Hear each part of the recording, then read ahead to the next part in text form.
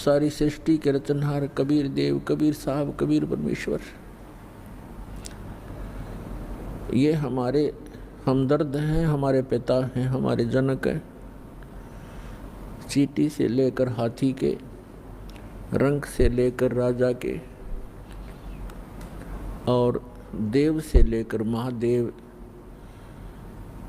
और सुरपति इंद्र तक के वही जनक हैं। दुर्गा देवी और ज्योति निरंजन ब्रह्म सरपुरुष और अक्षर पुरुष के भी जनक वही हैं। अक्षर पुरुष की उत्पत्ति भले ही अचिंत से हुई है, अचिंत भी उसी परमात्मा कबीर साहब का पुत्र है। उनका ही दिया वचन से अक्षर पुरुष की उत्पत्ति अचिंत के माध्यम से हुई थी। तो पुण्यात्माओं, आप जिस लोक में रह रहे हो ये लोक ठीक नहीं, ये महागंदा स्थान है और यहाँ कोई ना रहा ना रहेगा। परमात्मा स्वयं आते हैं इस काल के जाल को समाप्त करने के लिए, अज्ञान हटाने के लिए, और हमें अपना निज स्थान बताने के लिए, जहाँ हम पहले रहा करते थे, जहाँ कोई दुख नहीं था। यहाँ काल भगवान ने हमारे को इस 5 तत्वों की कैद में बेड़ी लगा रखी है, रोक रखे हैं इस बॉडी में।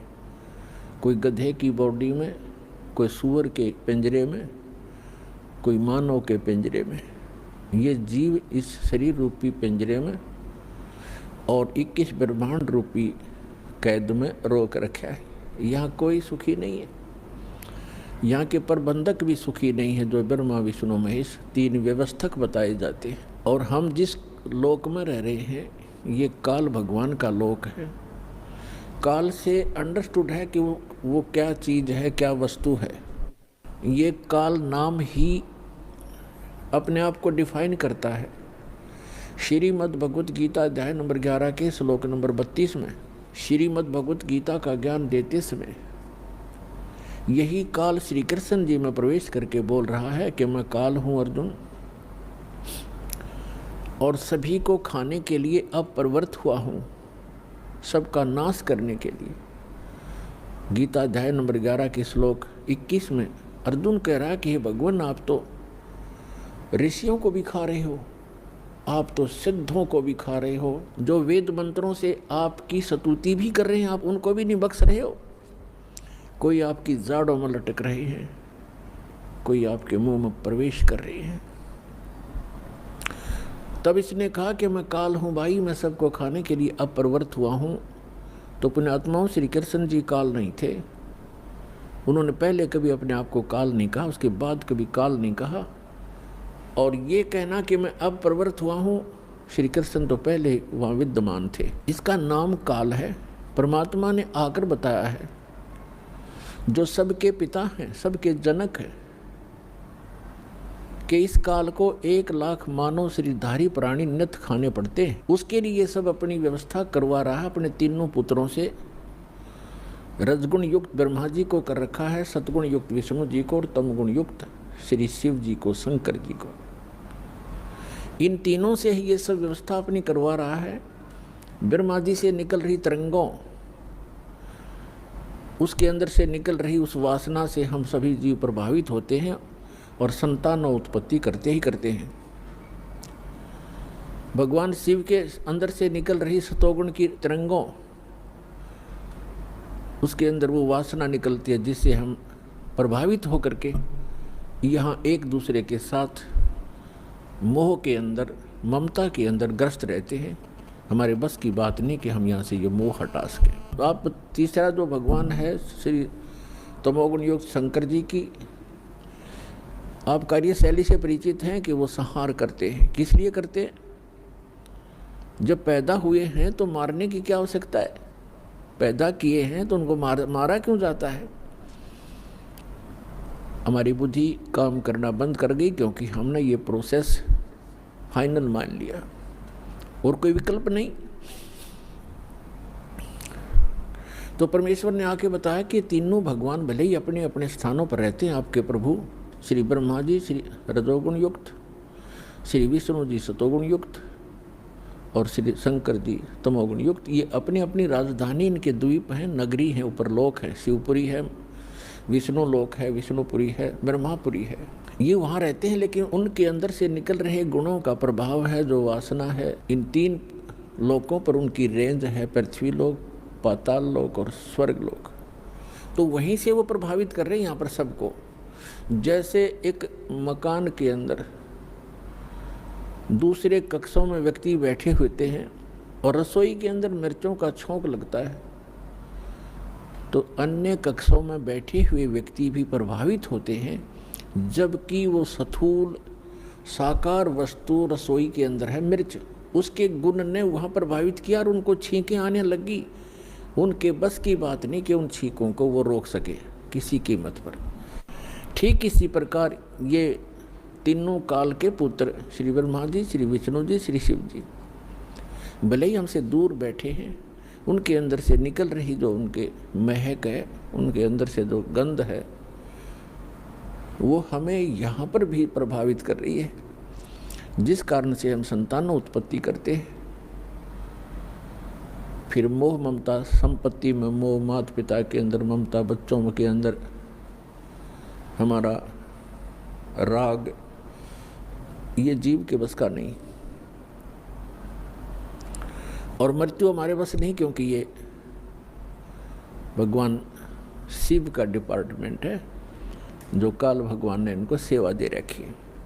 अब जैसे कोई कसाई का नौकर है, अब वो नौकरों की क्या पार बसाएगी कि वो कहेगा जिसको कि इतने बकरे ला के इस बाड़े में मेरे इस स्टॉक में ला के छोड़ दे, वो लाएगा।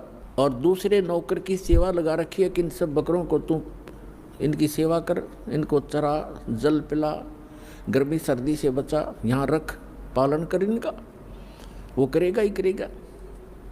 और तीसरे नौकर की उसने ड्यूटी लगा रखी है कि तुम मुझे जितने आवश्यक हो निकाल के यहाँ ला। बस की बात नहीं है वो कितने नेक व्यक्ति हों, वो तीनों नौकर, लेकिन वो अपनी ड्यूटी को करनी ही पड़ेगी। इसी प्रकार ये तीनों देवता इस काल कसाई के, काल भगवान के पुत्र और साथ में नौकर हैं, व्यवस्थक हैं। और पुण्यात्माओं, इस काल भगवान को श्राप लगा हुआ है। 1 लाख मानव शरीरधारी प्राणी ये नित आहार करता है। परमेश्वर ने आके बताया हमारे को, जैसे परमेश्वर चारों युगों में आते हैं, और जो ये सत्संग चल रहा है ये उसी उपलक्ष्य में है कि ये वो शुभ दिन है जिस दिन परमात्मा ने हमारे ऊपर दया करी। कलयुग के अंदर हम दुखी प्राणियों को, भ्रमित प्राणियों को आके सही दिशा देने के लिए वो परमात्मा उस अच्छे लोक को छोड़कर हमारे लिए इस काल के लोक में आए, कसाई के बाड़े में आए, कसाई के लोक में आए और हमारे को यथार्थ ज्ञान देने की चेष्टा की। लेकिन हमने परमात्मा के उस ज्ञान को स्वीकार नहीं किया, क्योंकि हमारे धर्म गुरु काल से प्रभावित हैं, प्रेरित हैं। उन्होंने अज्ञान सुना हुआ है, सदग्रंथों को आधार बताते हैं, असद ग्रंथों के विपरीत ज्ञान सुनाते रहे हमारे का।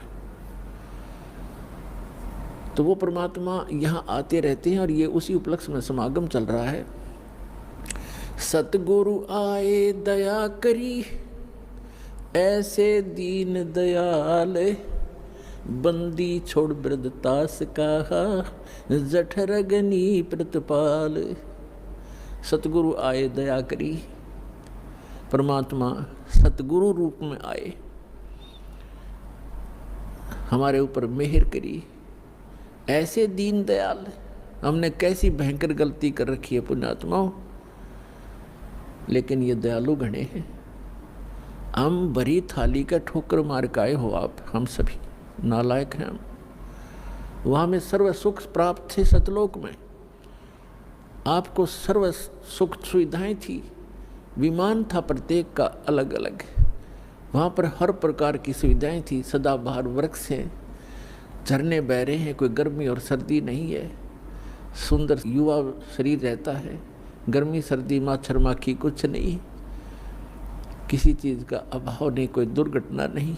ऐसे सर्व सुख संपन्न लोग को छोड़कर इस काल के साथ यहाँ धक्के खाने आ गए और आज हमारी क्या दुर्गति कर रखी है। कोई जीव सुखी नहीं, चाहे यहाँ प्रधानमंत्री बना बैठा हो, हर समय उसकी चिंता खत्म नहीं होती, टेंशन ग्रस्त रहता है। तो खा का ये जीवन कहाँ जी रहे, हम कहाँ रह रहे हैं। सतगुरु आए दया करी, ऐसे दीन दयाल और बंदी छोड़ वृद्धतास का जठ रग्नि प्रतिपाल। बंदी छोड़ माने इस काल की बंद से हम बंदी हैं, कैदी हैं, काल के कैदी हैं और हम कर्मानुसार अपने दुख या भोग रहे हैं, क्योंकि कैद में किए हुए कर्म का ही दंड भोग रहा होता है। तो समर्थ आकर के हमें काल के जाल से छुड़वाकर सतलोक ले जाते हैं, अमरलोक ले जाते हैं। इसलिए वो बंदी छोड़ खाते हैं। अमर करूं सतलोक पठाऊं, ताते बंदी छोड़ कहाऊं। कहते हैं अमर करूं, सदा के लिए ऐसे स्थान पर भेज दूंगा तुम्हें जहां आपकी कभी मृत्यु नहीं होगी। गीता अध्याय नंबर 15 के श्लोक नंबर 1 से 4 में प्रमाण है कि उल्टा लटका हुआ पीपल संसार रूपी वृक्ष समझो, इसके ऊपर को मूल है, नीचे को तीनों गुण रजगुण ब्रह्मा सदगुण विष्णु रूपी शाखाएं हैं। और जो संत इसके सभी विभाग बता देता है अलग अलग करके, स वेदविद, वो वेद के तात्पर्य को जानने वाला है, वो तत्वदर्शी संत है। और ये भूमिका परमात्मा ही कर सकता है तत्वदर्शी संत की, और कर नहीं सकते। तत्व का अर्थ है पूर्ण रूप से सत्य ज्ञान आधार से जो ज्ञान प्रचार करता है वो तत्वदर्शी होता है।